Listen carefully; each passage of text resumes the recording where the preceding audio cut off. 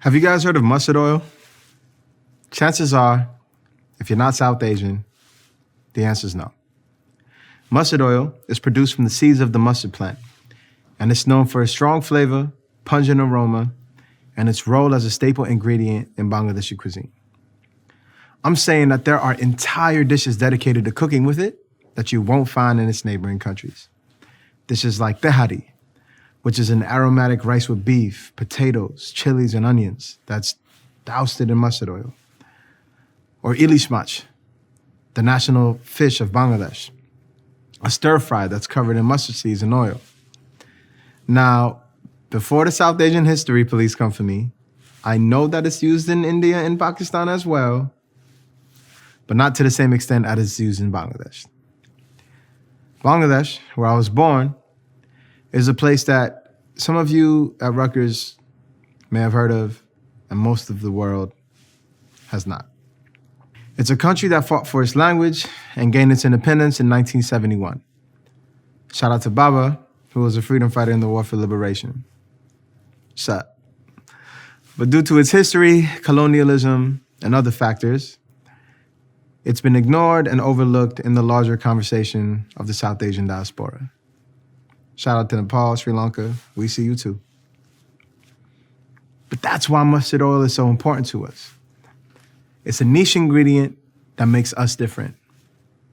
It represents our history, and it is a metaphor for our cultural pride. I'm an artist and entrepreneur that moved from Bangladesh to Queens, New York City. I'm an immigrant kid that made rap money and turned myself into a brand.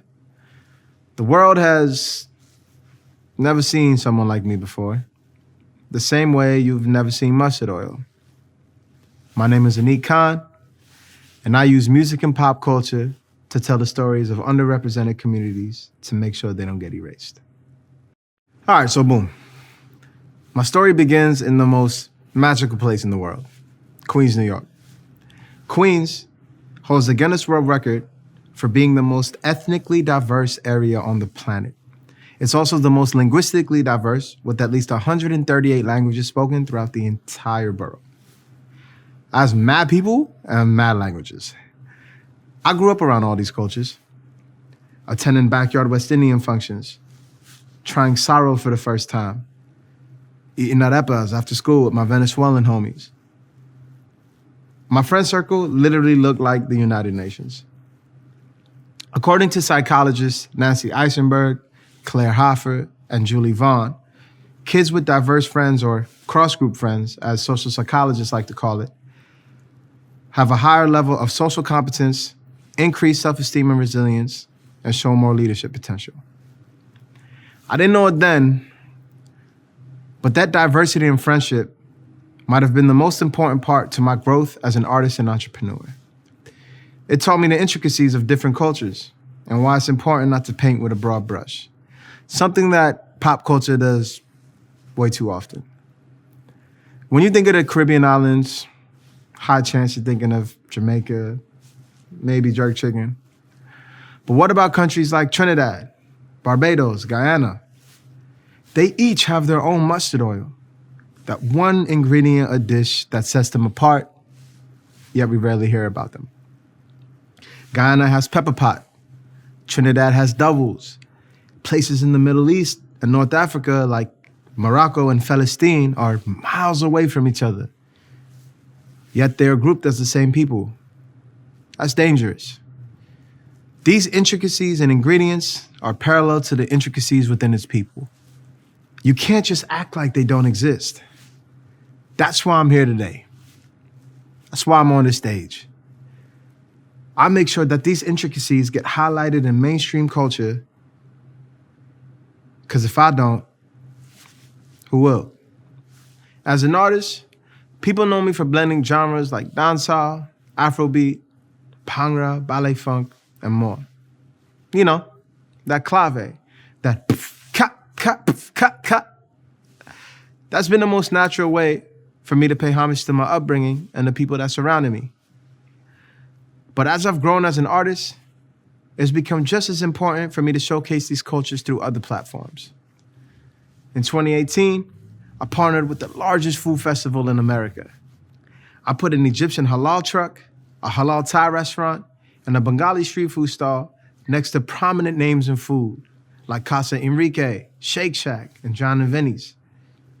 I needed to make sure that my borough was represented in a real way and that these local businesses were exposed to platforms that otherwise might have overlooked them. For my first line of merchandise, I partnered with another set of local restaurants. As you can see, I'm a big foodie. That I felt made the ingredients to my music: Trinidadian roti, North African chicken over rice, and Chinese fast food. I wanted to make sure that their menus and contact info were on sustainable high-end fabrics for my fans to be exposed to underrepresented communities through fashion.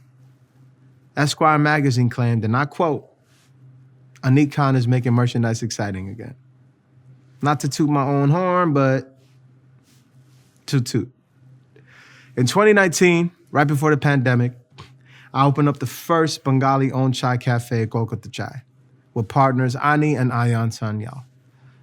We created a physical space for people across multiple diasporas to enjoy South Asian chai made and sold by South Asian people.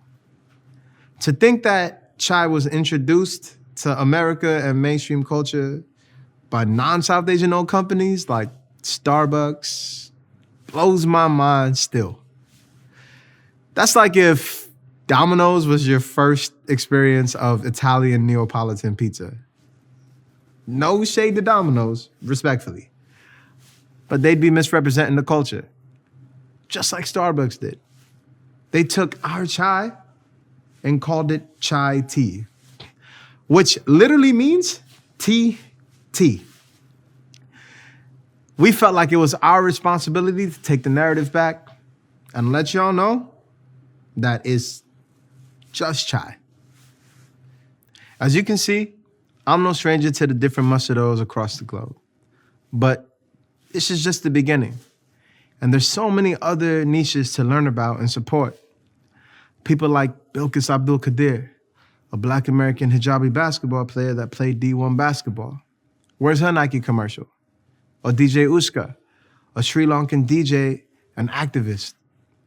Where's her radio show? Or ISL Slay, a Saudi rapper that was ordered for an arrest for making a rap record about her city. Where's her Netflix documentary? My decision to put my community first has not been easy. I carved a space for myself and others that to this point has been way too convenient to ignore until now. I've risked my career as an artist to build bridges to increase the visibility of the people and places that need it. The purpose of my art is to connect the people who felt overlooked with the people who felt seen. We all know that being exposed to diverse cultures is undeniably good for the human experience. Research shows that it leads to more understanding, cultural competence, leadership, and empathy, skills that are critical to compete in the 21st century. But the upside of diversity is a recent phenomenon. It has been politicized and polarized for so long that we haven't had the chance to study the affordances of its positive impact. More importantly, we can't rely on research alone to propel this movement. I'm inspired to move niche cultures forward because academia can't do it alone. And that isn't a knock on academia, but social movements don't grow from a citation. They grow from people witnessing something that's powerful and real, something relatable. And what's more relatable than food, music, and pop culture? But that's just the beginning. You have to be open to the people around you, the friendships you make, the communities you build. And when I say people, I don't mean just any people. I mean the people the world doesn't expect you to be around. But that's a TED Talk for another day. When you come from niche culture, it's hard to see yourself as a part of the larger conversation. It's even harder to see yourself as a part of pop culture. There's an emphasis on erasure and assimilation. We have been designed to think that we don't have our own mustard oils. But everyone has their own perspective and identity. Pop culture has been historically bland. I've rocks with salt and pepper, but it's time to see things like cumin, turmeric, and barbara. So before I leave today, I want to ask you this. What are you bringing to the table? What's your mustard oil? Thank you. Free Palestine, free Syria, free Yemen, free the farmers out in Punjab. This has been a Foreign Affair conversation.